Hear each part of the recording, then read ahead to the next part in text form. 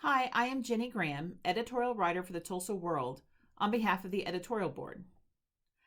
Voters in Tulsa Public Schools ought to continue their decades-long support of bond issue projects by passing the $414 million package on June 8th. Approval will not raise taxes. It replaces retiring bonds and would continue improvements as developed by a 35-member Citizens Committee. It contains 4 proposals. The first would provide $167 million for buildings. The second calls for $91 million for technology. The third would provide $17 million for transportation. And the final would give $139.2 million for teaching materials and programs. Details within each one include items such as exterior lights, redesigns of high school cafeterias, marching band uniforms, auditorium upgrades, new playground equipment, athletic uniforms, digital marquees at schools, and wireless internet on buses. TPS and surrounding districts pass bond issues to pay for needed infrastructure and enhanced amenities for a better learning environment. Dwindling state funds are largely used for teacher and staff salaries and benefits. Through bond projects, TPS has been able to ensure the safety of buildings through roof repairs and additions that double as storm shelters. The projects have also provided bolder projects such as stadiums, new school buildings, a STEM program, and collegiate centers.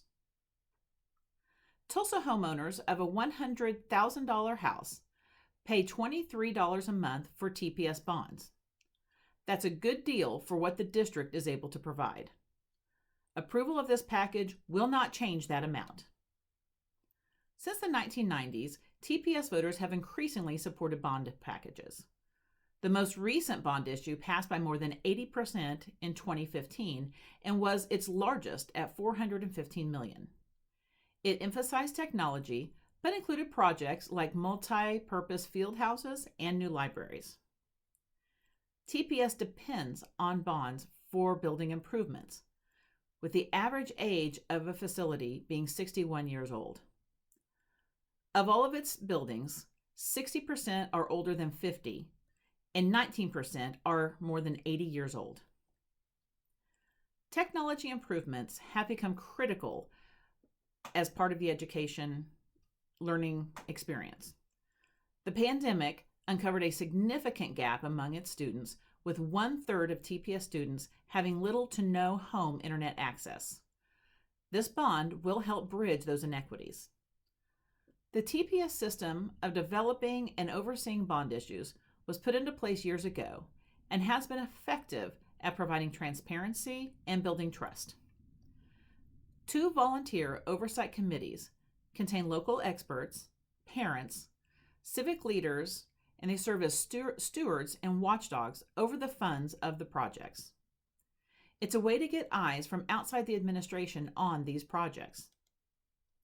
For Tulsa to be successful as a city, it needs a robust public education system.